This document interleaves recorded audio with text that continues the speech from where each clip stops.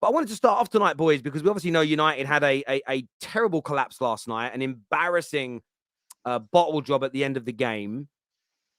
It's marred with a couple of extra injuries to our team as well. However, seen a lot of Man United fans and a lot of rivals in the last 12 hours state that, or 24 hours nearly, that this could be the season over now for Man United, that we're in big, big trouble, that things are going to fall apart. I'll hand it out. Anyone who wants to jump in can jump in. I want to get started first, Terry. Go on, mate. People in the chat are already calling it out. First things first, the disgraceful comments, Terry, that you made towards me, making jokes, thinking that I would make jokes about Man United's injuries. You played the video. You guys already seen it. You can check it out on the next time. Where can I see it, please?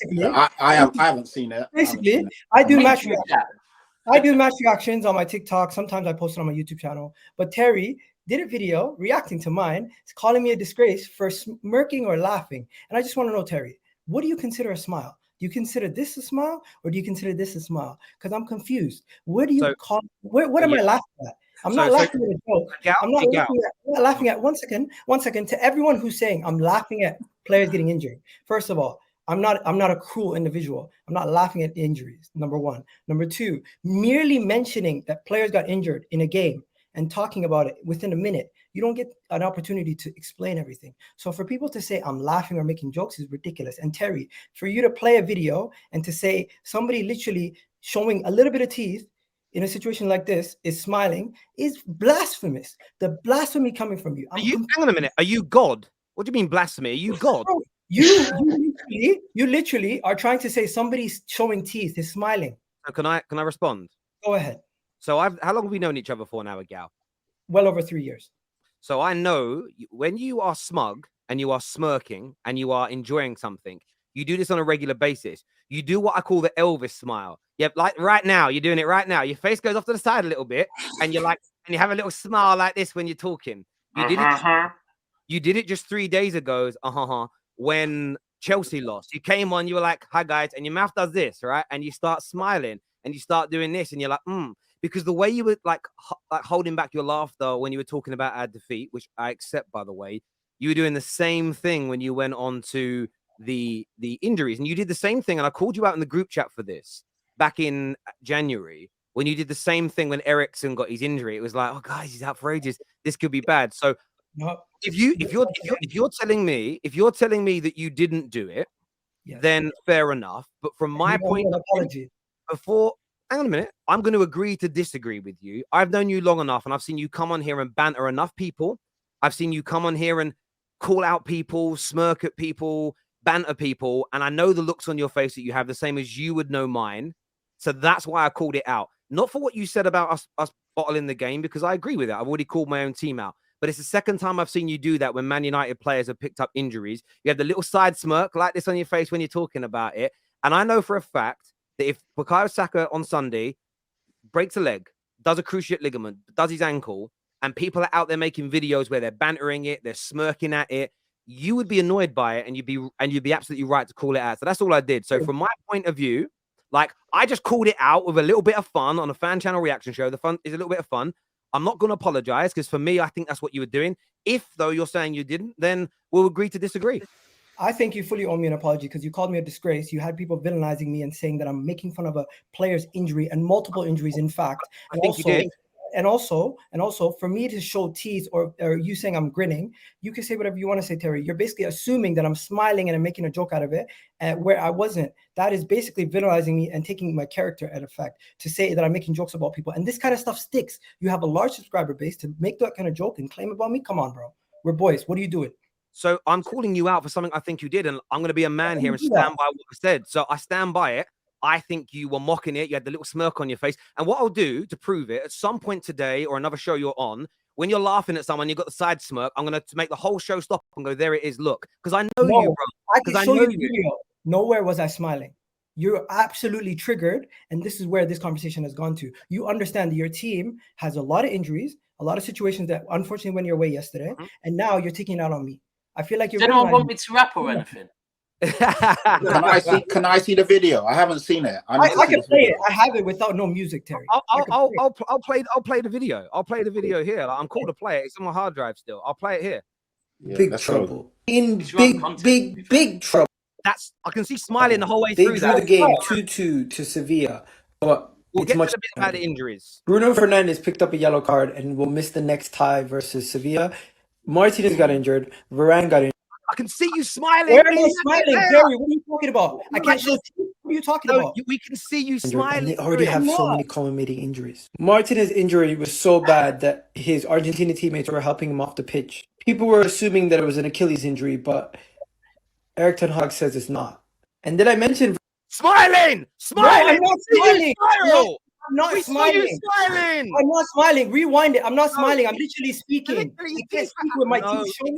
You don't do that. You're lying. You're lying. For me. You know when you got mad? You're lying about me.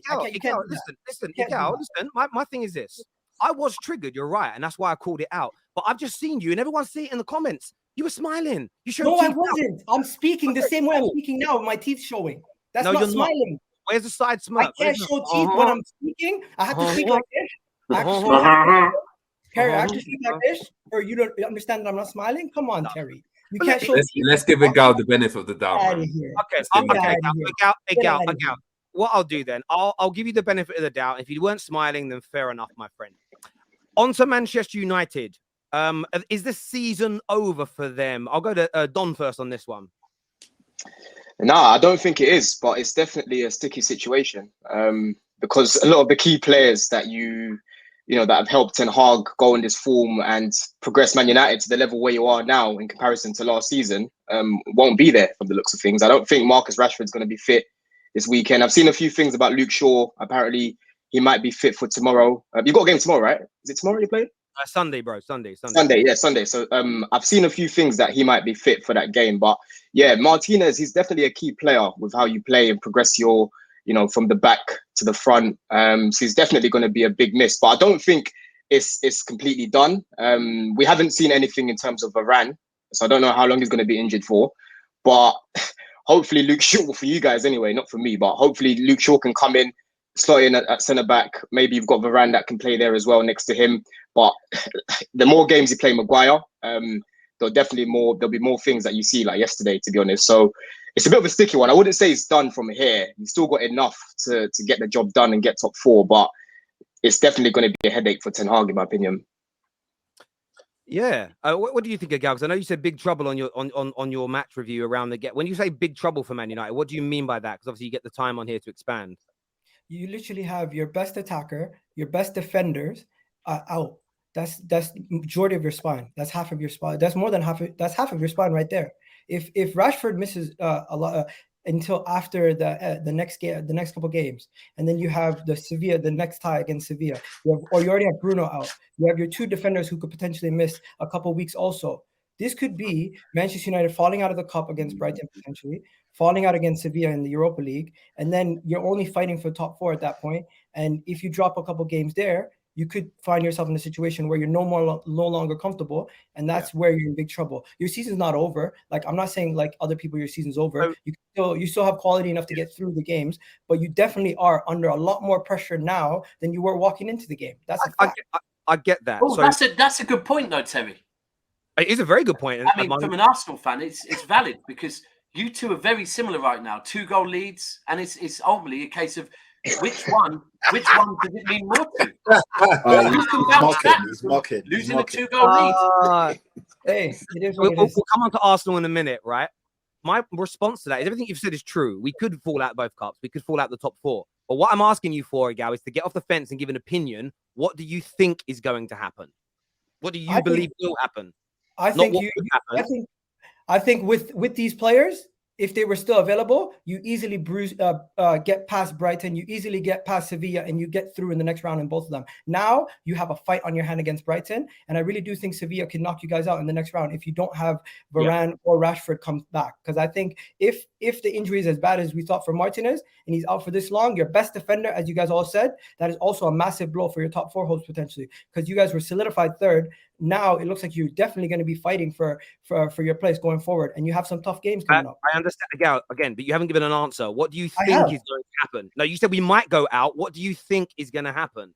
I can't predict if you guys will go out yet because I don't know if all the players are going to be fully back yet. I don't know the extent of the injuries. If they're back against Sevilla, you have Varane back and Rashford back, you could get through. But if they're out, you're done. Against Brighton, when you're playing Scotland, when you're playing Lindelof and Maguire, and maybe even Lindelof's not fit, with already the other players you already have, like Luke Shaw out and everybody else, there you have another tough game, but I think you can potentially get through against Brighton. In the league, top four, really? definitely going to fight for top four until the end. And I think it's no longer going to be in your hands. Like, it's not going to be comfortable for you. You're definitely going to be looking at other teams to help you out going forward. So when you say not in our hands, so you think we'll lose more than sort of Tottenham's and Newcastle's now? You have easier fixtures, but you're not. Before, you would have been solidified third. Now, I could see you guys falling out of the top four, fixing maybe finishing fourth at best. But I don't see you guys solidifying third like you were beforehand. Do you think Brighton's easier than Sevilla? I think the thing is they see Brighton more often, so they might be able to know how they're going to play them. Sevilla in Europe, they have this thing where they're juggernaut in Europe. They just do things where they get through. United don't have a good record against them. If there was one, Terry, I just think Brighton's a hard game. If there's one that I would predict that you lose, Europa League, you're done for. FA Cup and the top four, your season lies on. Done for. I think that's a big. They got on a 2-goal lead against the Europa League, like the juggernauts in Europa League. They always win. Yeah, but if you actually break that game down, let's be honest, Man United, a 2-0 lead is always the most dangerous scoreline in football. We all know that because it's almost like, do you stick or do you twitch? He knows that. Trust me, I know this full hand. Terry, what's your prediction? Do you think you get through in the Europa League? You think you get through in the FA Cup, and you think you still solidify top four? Me, so I think we'll make top four. Yes, we're not going to be as good without. If we lose Varane and we lose Alessandro. Alessandro's out for the rest of the season. He's done the meta task. He's done. What do you mean? I agree with you. I said we won't be as strong, but I haven't finished answering yet, so I don't agree with you. I think we'll make the top four. I don't think we have to rely on other people to lose. I think we will win enough points. I think we will win more points than. I think we'll come third still. As an example, we've come third and second before with Lindelof and Maguire as our centre backs, so I'm comfortable that we can do it this year in the Premier League. Were we going to win both these cup competitions even with our team fully fit? Highly unlikely. Nobody, I can't remember you, Gal, or anyone on this panel or anyone in the comments saying we were going to win all three. So us not winning them now is no different to what you all predicted prior. Let me just finish talking for a minute, because again, like people say our season's over. That only makes sense if you were predicting us to win those tournaments and definitely make top four. You've been saying since the Liverpool game, you think we're going to fall out of the top four race, and you don't think we'll win, maybe won't win any more trophies. So nothing's really changed in that regard. Do I think we'll get past Sevilla? Yes, as it stands right now. I think we will beat Nottingham Forest this weekend. I don't think we'll have a problem beating. It will be a tough game, but I think we'll beat them. And Brighton's the one of all three that I'm most worried about. Now, that doesn't mean Sevilla can't beat us. No one try and twist my words into it's going to be easy. We're going to walk all over them. We got complacent in that second half, and our manager, and I can call this out. I know some fan bases are a little bit too weak to call their managers out, but he made a terrible mistake. He took off Bruno Fernandes, who is our best football player, and we lacked after that. And if Bruno had stayed on the football pitch, we'd have won the game last night. It wouldn't have stopped. I mean, Lissandro's ankle would have gone irrespective of who was on the football pitch. That's the way thing goes. But I'm not panicking again. We've seen this year. When Villa beat us, everyone started panicking. When Liverpool smashed us, everybody started panicking. We won 4 out of 5 games after that. You know, everyone keeps panicking and going for United when we lose games, and we have a habit of bouncing back. So if we end up losing the next 2 games in the cup and we go out, we end up coming 5th in the league. I'll criticize the team for not being strong enough. I'll criticize the manager for his mistakes. But this panic I'm seeing from a lot of Man United fans is crazy. I get it from your point of view, Igal. Like, you are desperate for Man United to foul. You're smiling at the side of your mouth there. Please stop again. You know why? You're triggered. You might not be panicking, Terry, but you being triggered by what other people say so much shows that you have a lot more worry in your. I just went and got my wooden spoon. I thought I need to stir, but you two, yeah. When you say I'm triggered, what do you mean by when it comes to Man United? What do you mean? you're so calm, cool, collective in all your other videos. But right now, it seems like because of what happened over the last 24 to 48 hours, you seem a lot more worried, a lot more on edge than usual. That's what it means. So, Guy, you're funny. You know that. You are. Am I wrong, guys? Wait 1 second. Am I wrong? Is Terry I know not what you're doing. I think it's two teams. It's two teams that both had 2 goals advantages and I know, dropped off. exactly. And right now, this is beautiful. This is the thing. Like, my answer I just gave you there was very cool, calm, and collected. My voice wasn't being raised on nothing at all. As I've said, I'm not panicking right now. Am I worried? Am I concerned that we might not win another trophy? Am I concerned that we may not make the top 4? Of course I am. The same as I know for a fact that Daps is worried they won't win the league this year. I know you're worried that you won't win. Whoa. But you know what? It's true. We all of us worry that we won't achieve our goals. That's a very normal thing to feel. But Terry, the past few weeks, you're not panicking, Terry. You might not be panicking, but you show it in a different way than other people. Okay, that's what I was saying. Well, sorry, Dom, what were you saying, bro? Yeah, I was just gonna say, like, the past few weeks, Ten Hag, a lot of his decision making and in-game management can definitely be questioned. How do you feel about that going forward, especially where he has to depend on players that aren't at the level that are expected at United? Yeah. Listen, one of the things I spoke about a lot in the last few weeks is I'm someone that predicted us coming 7th or 8th this year. Quality of squad. I didn't know how quickly we could turn things around. And we've overachieved this season. Man United are one of the biggest overachievers in the Premier League because we've achieved more than everybody predicted. That, by definition, means we've overachieved. However, he has made some mistakes, and we've called that out. Most Man United fans that I follow and listen to have called that out. He's definitely made big mistakes. There's no doubt about it. The Newcastle game, tried to go with one centre back. It didn't work. Last night, taking off Bruno, it didn't work. However, I'm not going to over-index it and overanalyze it because, and I don't mean this as a dig, I'm using this as a case in point, not whataboutery. I've seen Fergie pick the wrong teams in big games, maybe not hundreds, but dozens and dozens of times in my life. Pep Guardiola is the greatest current active manager. How many times have we seen him make boo-boos at big moments? This season alone, I would say manager of the season has been Mikel Arteta, but we've seen away at Liverpool, we've seen away at Manchester United, to name 2, him make bad mistakes when it comes to teams to change rounds. So I think you criticize it, but you don't need to be hyperbolic. You don't need to go crazy and throw baby out with the bathwater. This summer, when 4 or 5, one sec, so let me just finish my point. Sorry, mate. This summer, when we sell 4 or 5 of our players that are not good enough, and we bring in 4 or 5 players of much higher quality, I don't think the substitution changes will be as not so much poor next year. If we'd have taken the same players off yesterday, but brought high quality onto the pitch. For instance, if we'd have brought on Martinelli in the right, I'm just making examples of good quality players. Martinelli came on the left and Harry Kane came on up front instead of Veghorst and Elanga, I don't think we lose the game. So if we go out and buy players of that quality in the summer and then our bench is stronger, I'm not that worried in the long term. However, he deserves criticism in the short term. There's no doubt about it. Yeah. What I was going to say is on this whole overthinking thing, right, is the way I've got used to it is people will criticize when a manager overthinks, right? But for me, every single manager should overthink every single game. If he isn't, that's what he's paid to do, right? Now, with Pep as an example, Fergie's a great example. With those managers, they don't do it too often, hence why their records are as good. If City beat Bayern 3-0, no one says Pep overthought it. Trust me, he overthought that one as well, right?